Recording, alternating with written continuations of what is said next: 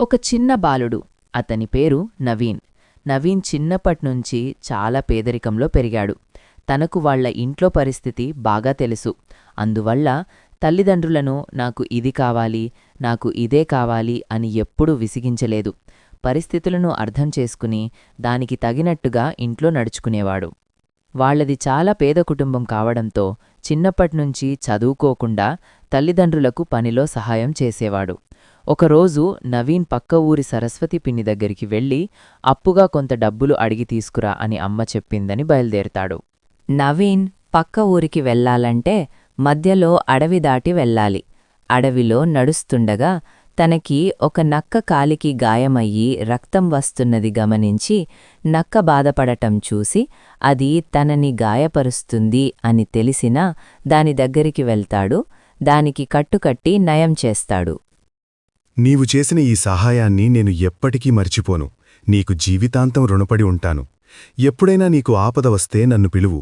నేను ఎక్కడున్నా నీకు సహాయం చేయడానికి వస్తాను. నా పేరు సింబా. నీ ఆపదల సమయంలో సింబా అని గట్టిగా పిలువు. నేను వస్తాను. సరే సింబా, వెళ్ళొస్తాను అని చెప్పి అక్కడినుంచి నడుచుకుంటూ చిన్నగా పక్క ఊరికి వెళ్ళి వాళ్ల పిన్నిగారిని కలిసి డబ్బులు తీసుకుని తిరిగి ఇంటికి బయలుదేరుతాడు. వచ్చే దారిలో వేటగాడు వేసిన వలలో ఒక చిన్న ఏనుగపిల్ల చిక్కుకుంటుంటుంది. అది చూసిన నవీన్ ఏనుగు పిల్లని కాపాడ్డానికి ప్రయత్నించి చివరికి కాపాడతాడు. మీరు ఎవరు? చాలా కృతజ్ఞతలు మీకు, నన్ను కాపాడినందుకు. రండి, మిమ్మల్ని మా అమ్మకు పరిచయం చేస్తాను. నాతో పాటు రండి. ఏనుగు పిల్ల బాలుడు కలిసి నడుస్తూ ఏనుగు గృహ దగ్గరికి వెళ్తారు. బాలుడిని చూసిన తల్లి ఏనుగు తన ఏనుగు పిల్లను బంధించడానికి వచ్చాడేమో అని నవీన్పై దాడి చేయడానికి కోపంగా వెళ్తుంది. అది గమనించిన చిన్న ఏనుగుపిల్ల, అమ్మా అమ్మా, నవీనేం చెయ్యొద్దు. తను నన్ను వేటగాడి వల నుండి తప్పించియున్నాడు. ఈ బాలుడు నన్ను కాపాడాడు. తననేం చెయ్యొద్దు. అవునా? ఏం జరిగిందమ్మా? నిన్ను ఒంటరిగా వెళ్ళొద్దు అంటే వినవు. చూడు ఎంత పెద్ద ప్రమాదం తప్పిందో. చెప్పిన మాట వినాలమ్మా. నువ్వెవరు బాబూ? నీ పేరేంటే? ఎక్కడుంటావు నువ్వు?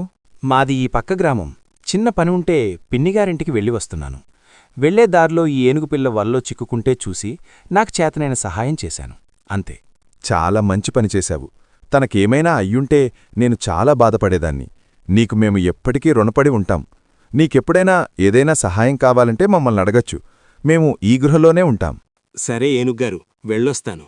చిన్న ఏనుగుపిల్ల, బాయ్. బాయ్ నవీన్ అని చెప్పి నవీన్ వెళుతుంటే తల్లి ఏనుగు పిల్ల ఏనుగు అతన్ని చూస్తూ ఉంటాయి. నవీన్ నడుచుకుంటూ ఇంటికి వెళ్ళిపోతాడు. పిన్ని ఇచ్చిన డబ్బులను అమ్మకిస్తాడు. అమ్మా, పిన్ని నిన్ను అడిగినట్టు చెప్పమంది. సాయంత్రం అయ్యాక ముగ్గురూ కలిసి కూర్చొని మాట్లాడుకుంటారు. ఈరోజు అడవి దాటి వెళ్ళావంట? అడవిలో జంతువులు నిన్నేమీ ఇబ్బంది పెట్టలేదు కదా? నీకేమైనా గాయాలయ్యాయా? ఏయ్, నిన్ను పిల్లాణ్ణి ఒక్కడినే మీ చెల్లివాళ్లింటికి పంపించొద్దని చెప్పాకదా? దారిలో అడవిని దాటి ఒక్కడే ఎలా వెళ్తాడు? అసలే అడవిలో క్రూరమృగాలు కూడా ఉంటాయి. నువ్వింకెప్పుడూ పిల్లాడినొక్కడినే. అయ్యా, ఇంకెప్పుడూ వాణ్ణొక్కడినే ఎక్కడికి పంపించను. నాన్నా, నాకేం కాలేదు. నేను బానే ఉన్నాను. చూడు, నాకేం కాలేదు నాన్నా. అలా కాదు నానా, ఇంకెప్పుడూ అడవిలోకి ఒక్కడివే వెళ్ళకు. మంచిది కాదు. నీ ప్రాణానికే ప్రమాదం. సరే నాన్నా. కొన్ని రోజుల తర్వాత నవీన్ తన స్నేహితులతో ఆడుకుంటూ ఉంటాడు. తన స్నేహితులు వీడు వాళ్లకన్నా మొరటుగా మరియు బీదవాడు అని, మనం మన ఆటలో ఆడనివ్వకూడదని ముందు దాగుడుమూత ఆడుదామని చెప్పి రాజేష్ అంటాడు. పిల్లలందరూ నిజంగా దాక్కున్నట్టు నటిస్తారు. కాని నవీన్ నిజంగానే దాక్కోవటానికి దూరంగా వెళ్లి దాక్కోవాలని ప్రయత్నిస్తుండగా కొంతమంది పిల్లల్ని ఎత్తుకు వెళ్లేవారు నవీన్ని చూసి అతని కూడా ఎత్తుకొని వెళ్ళిపోతారు. నవీన్ గట్టిగా అరుస్తూ ఉన్నాడని ఎవరికీ తన గొంతు వినపడదు. తను ఎక్కువగా అరవడంతో వాళ్లు నవీన్కి మత్తుమందిస్తారు. దాంతో నవీన్ స్పృహ కోల్పోతాడు. కళ్ళు తెరిచి చూసేసరికి ఒక చీకటి గదిలో అతన్ని బంధించి ఉంచుతారు. ఆ గదికి పైభాగాన ఒక చిన్న కిటికీ ఉంది. నవీన్ ఆ కిటికీలోంచి బయటికి రావడానికి ప్రయత్నిస్తాడు. కాని అది చాలా ఎత్తులో ఉండటం వలన నవీన్కి అది అందదు. నవీన్ 2-3 రోజులు ఆ గదిలోనే బంధించబడి ఉంటాడు. ఇంట్లో అమ్మానాన్న నవీన్ కోసం వెతకడి చోటంటూ లేదు. వెతికి ఎక్కడా కనిపించకపోయేసరికి దిగాలుగా ఇంట్లో కూర్చొని బాధపడుతూ ఉంటారు. అసలు మీరు ఎక్కడికి వెళ్ళాడు? ఒకవేళ నా మాట కాదని అడవిలోకి వెళ్ళాడా? అక్కడేదైనా జంతువు వీణ్ణి తినేసేసిందా? అలా ఏమీ అయ్యుండదండి. మీరు కంగారు పడకండి. పిల్లవాడు దారి తప్పిపోయుంటాడు. వాడు తిరిగి వస్తాడ్లేండి. మీరు బాధపడమాకండి. ఏమో నాకేమీ అర్థం కావట్లేదు. దారి తప్పుపోయి 2-3 రోజులు దారి తెలియకుండా ఉంటుందా? అంత పెద్ద ఊరైతే మనది కాదు గదా. మనది చాలా చిన్న గ్రామం. ఇంత చిన్న గ్రామంలో 2-3 రోజుల నుంచి వెదికినా మనిల్లు కనిపించలేదా వాడికి? అంటూ బాధపడతాడు. ఎవరసలు వీళ్ళు, ఎందుకు నన్నిలా బంధించారు అని ఆలోచిస్తూ దిగాలుగా కూర్చున్నాడు. చాలాసేపటి తర్వాత నవీన్కి ఒక ఆలోచన వచ్చింది. నా స్నేహితులున్నారు కదా, సింబా ఇంకా ఏనుగుపిల్ల, వాళ్ళు నాకేమైనా సహాయం చేస్తారేమో. సింబా, ఏనుగుపిల్ల, సింబా, ఏనుగుపిల్ల అంటూ కేకలు వేస్తాడు. పక్కనే ఉన్న అడవిలోకి నవీన్ గొంతు వినిపిస్తుంది. నక్క అది విని, అయ్యో, నా స్నేహితుడు నవీన్ ప్రమాదంలో ఉన్నట్టున్నాడు. తనకిప్పుడు నా సహాయం అవసరమై ఉంటుంది అని చెప్పి పరిగెత్తుకుంటూ ఎటువైపు నుంచి నవీన్ గొంతు వినిపిస్తుందో ఆ వైపుగా పరిగెత్తుకుంటూ నవీన్ ఉన్న చోటికి చేరుకుంటుంది. నక్క నవీన్ని బంధించిన ఇంటి బయట ఉండి నవీన్ని పిలుస్తుంది. నవీన్, నవీన్, నువ్వెక్కడున్నావ్? నేను సింబాని, వచ్చేశాను. నువ్వెక్కడున్నావ్ నవీన్? నక్క స్వరం విన్న నవీన్, సింబా, నేనిక్కడున్నాను. నీ ముందు ఉన్న గదిలో నేనున్నాను. సింబా, నా మాటలు నీకు వినిపిస్తున్నాయా? నవీన్, వస్తున్నా అని చెప్పి ఆ పైనున్న కిటికీలోంచి లోపలికి దూకుతుంది. నవీన్ సింబాని చూసి సంతోషపడి, సింబా, నువ్వొచ్చేశావా? నాకోసం వచ్చేశావా? నేనింత కంగారు పడ్డానో తెలుసా సింబా? అంటూ బాధపడతాడు. నవీన్, నీకింక ఏ భయం లేదు. నేను నిన్ను కాపాడుతాను అని చెప్పి చుట్టూ చూస్తాడు. అక్కడ దగ్గర్లో ఏమైనా తాడు ఉందేమోనని వెతుకుతాడు. నవీన్, ఇక్కడ తాడులాంటిదేమైనా ఉందేమో వెతుకు. లేదు సింబా, ఇక్కడ అలాంటిదంటూ ఏమీ లేదు. నవీన్, నువ్విక్కడే ఉండు. నేను బయటకు వెళ్ళి నా స్నేహితున్నెవరైనా తీసుకుని వస్తాను అంటూ పైకి ఎగురుతుంది. కాని కిటికీ అందకుండా కిందికి పడిపోతుంది. 2-3 సార్లు పైకెగిరినా కూడా తిరిగి కిందనే పడుతుంది. ఏమైంది సింబా? తెలియట్లేదు నవీన్. నేను పైకి ఎగురుతుంటే కింద పడిపోతున్నాను. ఆ కిటికీ చాలా ఎత్తులో ఉంది. నాకది అందడం లేదు. బహుశా అందుకనేమో కింద పడిపోతున్నాను. అయ్యో, నిన్ను పిలవకుండా ఉండి ఉంటే బాగుండేది. అనవసరంగా నిన్ను పిలిచి నిన్ను కూడా నేను సమస్యల్లో పడేశాను. నన్ను క్షమించు సింబా. నువ్వలా అనుకోకు నవీన్. ఇది మనం అనుకోలేదు గదా ఇలా జరుగుతుందని. చుట్టుపక్కలెవరినైనా పిలుస్తాం. వాళ్ళెవరైనా మనకు సహాయం చేస్తారేమో. లేదు సింబా, నేనిక్కడ 3 రోజుల నుంచి ఉన్నాను. చాలా గట్టిగా అరుస్తూ పిలుస్తూ ఉన్నాను. కానీ నా మాటలు ఎవరికీ వినిపించడం లేదు. ఇక్కడ్నించి మనం అరిస్తే దూరంగా ఉన్నవాళ్ళకి వినిపించదు. సాధారణంగా అసలింత దూరంలో నుంచి పిలిస్తే మనుషులకు వినిపించదు. నేను చాలాసేపట్నుంచి పిలవగా నీకు వినిపించింది. మరిప్పుడెలా? ఈ గదిలోనుంచి బయటపడేదెలా?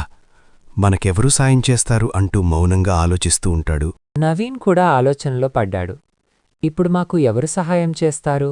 మనల్ని ఈ గది నుంచి ఎవరు బయటపడేస్తారు అని దీర్ఘంగా ఇద్దరూ ఆలోచిస్తున్నారు. కాసేపటి తర్వాత నవీన్కి ఒక ఉపాయం వచ్చింది. సింబా, నా స్నేహితుడు ఏనుగుపిల్లను పిలుద్దాం. తను మనకేమైనా సహాయం చేస్తుందేమో. అలాగే, సరే పిలువు మరి. ఏనుగుపిల్లా, ఏనుగుపిల్లా, నువ్వెక్కడున్నావ్? ఏనుగుపిల్లా, ఏనుగుపిల్లా, ఏనుగుపిల్లా, ఏనుగుపిల్లా.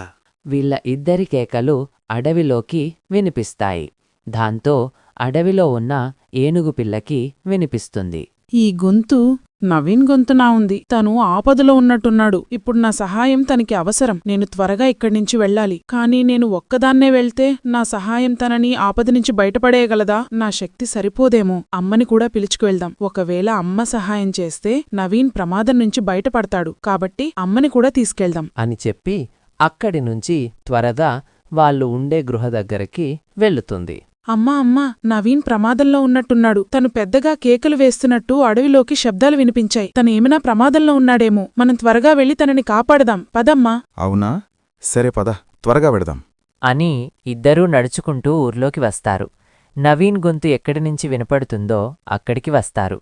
అక్కడికి వస్తే ఒక గది కనిపిస్తుంది. నవీన్, నవీన్, నువ్వెక్కడున్నావ్? నవీన్, నా మాటలు నీకు వినిపిస్తున్నాయా? ఏనుగుపిల్ల, నేను నీ ముందున్న గదిలోనే ఉన్నాను. ఏది? నాకు కనిపించడం లేదు అని కిటికీ దగ్గరకు వస్తుంది. కాని కిటికీ ఎత్తులో ఉండటం వల్ల కిటికీలో నుంచి నవీన్ను చూడలేకపోతుంది. ఏది? నువ్వు పక్కకు జరుగవ్వా, నేను చూస్తాను. నవీన్, నువ్విక్కడే ఉన్నావా? సరే, నా తొండాన్ని లోపల వేస్తాను. దాన్ని గట్టిగా పట్టుకుని పైకెక్కుతూ బయటకు వచ్చేసేయ్. సరే, తల్లి ఏనుగు. అవును, నీ పక్కనున్న ఈ నక్క ఎవరు? తను ఇక్కడికెలా వచ్చింది? తను నా స్నేహితుడు. నేను ఇక్కడ 3 రోజుల్నుంచి బంధించబడి ఉన్నాను. కాసేపటి క్రితనే ఈ సింబా గుర్తొచ్చి నాకు సహాయం చేస్తాడని పిలిచాను. పిలవడంతో తను నాకు సహాయం చేయడానికి ఇక్కడికి వచ్చి నాతో పాటు ఇక్కడ ఇరుక్కుపోలాడు. దయచేసి మాకు సహాయం చేయండి. నువ్వు అంత బ్రతిమాలాల్సిన అవసరం లేదు.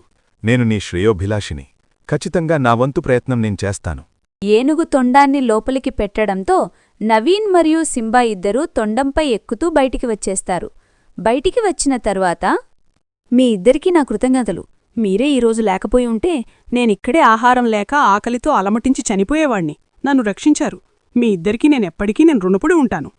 అవును, నేను కూడా ఈరోజు మీరు లేకపోయినా ఉంటే నేను చనిపోయేదాన్ని. నన్ను కాపాడినందుకు మీకు ఎప్పటికీ నేను రుణపడి ఉంటాను. హా, సరేనక్క. నవీన్, మన మధ్య ఈ స్నేహం ఎప్పటికీ ఇలానే ఉండాలని కోరుకుంటున్నాను. అని చెప్పి తల్లి ఏనుగు పిల్ల ఏనుగు అక్కడ్నుంచి బయలుదేరుతాయి. ఇక అక్కడే నక్క మరియు నవీన్ ఇద్దరూ ఉంటారు. సింబా, నిజంగా నీలాంటి స్నేహితుడు దొరకటం నా అదృష్టం. పూర్వజన్మలో నేను చేసుకున్న పుణ్యం. నేను ఆపదలో ఉన్నానని తెలియగానే ముందు వెనుక ఆలోచించకుండా నీవంతు ప్రయత్నం నీవు చేసి నన్ను కాపాడాలని తాపత్రయపడ్డావు. అలా ఏం కాదు. మనం ఇతరులకు మంచి చేస్తే మనకి మంచే జరుగుతుంది. నీవు నాకు పోయినసారి సహాయం చేశావు. అలాగే ఏనుగు పిల్ల మరియు తన తల్లికి సహాయం చేసుంటావు. అందుకే ఈరోజు మనం బయటపడటానికి దేవుడు వాళ్ళని పంపించాడు. మనం ఇతరులకు చేసే చిన్న సహాయమైనా అది మనకేదో ఒక రోజు సహాయంగా మారుతుంది.